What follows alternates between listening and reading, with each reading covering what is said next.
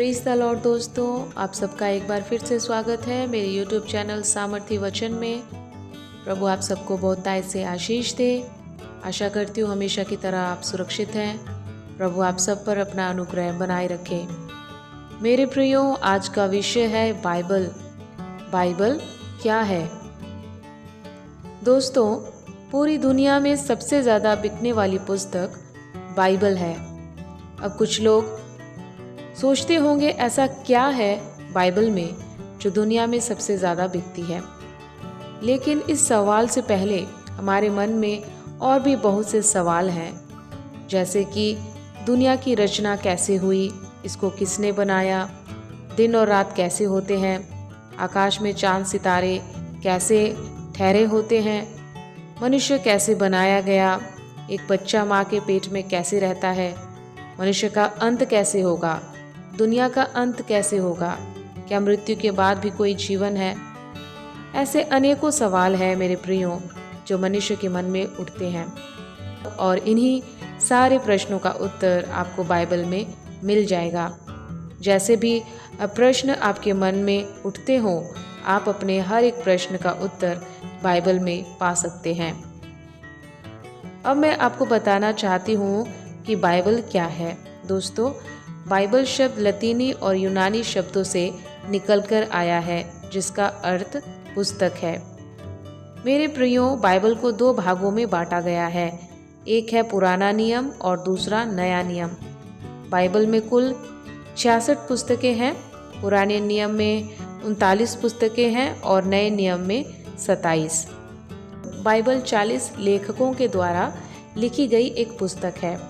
इसको लिखने वाले राजा, मछुआरे, पुरोहित, सरकारी अधिकारी, किसान, चरवाहे, डॉक्टर इत्यादि थे।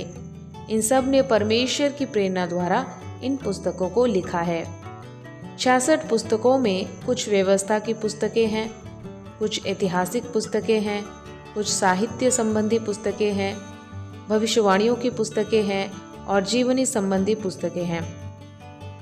बाइबल का अनुवाद कई भाषाओं में किया गया है और इसकी करोड़ों कॉपियां छापी गई हैं। इसलिए दुनिया के 90% से भी ज़्यादा लोग इसे अपनी भाषा में पढ़ सकते हैं।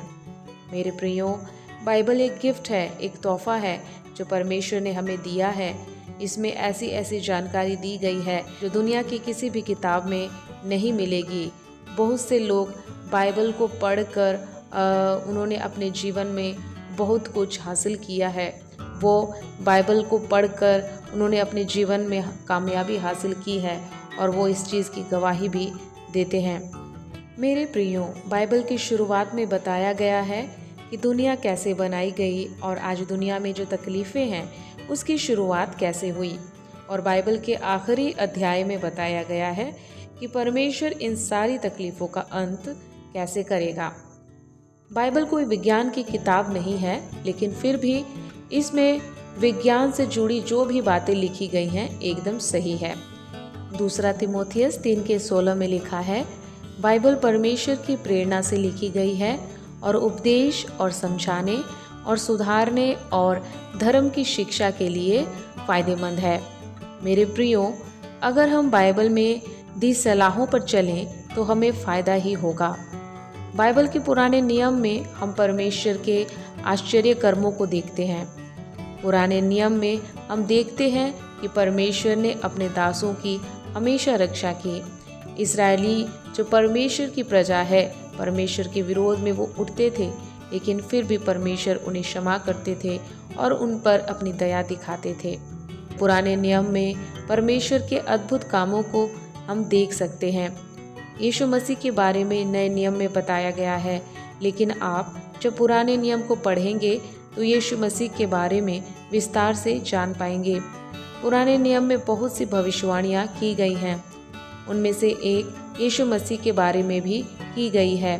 पुराना नियम पाप के विरुद्ध परमेश्वर के क्रोध को दर्शाता है और नया नियम पापियों के प्रति परमेश्वर की कृपा को दर्शाता है। पुराना नियम मसीहा आने की नींव रखता है जो दुनिया के पापों के लिए खुद को बलिदान कर देगा। नए नियम में यीशु मसीह की सेविकाई को दर्शाया गया है।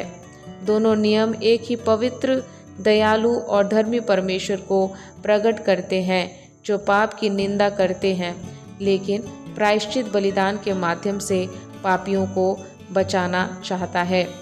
दोनों नियमों में परमेश्वर स्वयं को हमारे सामने प्रकट करता है और हमें दिखाता है कि हमें विश्वास के माध्यम से उसके पास कैसे जाना है।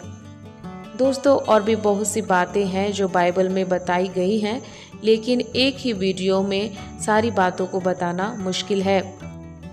अंत में कहना चाहती हूँ, नया नियम इस भविष्यवाणी के साथ समाप्त होता है कि यीशु एक दिन इस संसार का न्याय करने और सृष्टि को पाप से मुक्त करने के लिए दोबारा आने वाला है। प्रभु इस वीडियो द्वारा आप सबको आशीष दे। आमीन।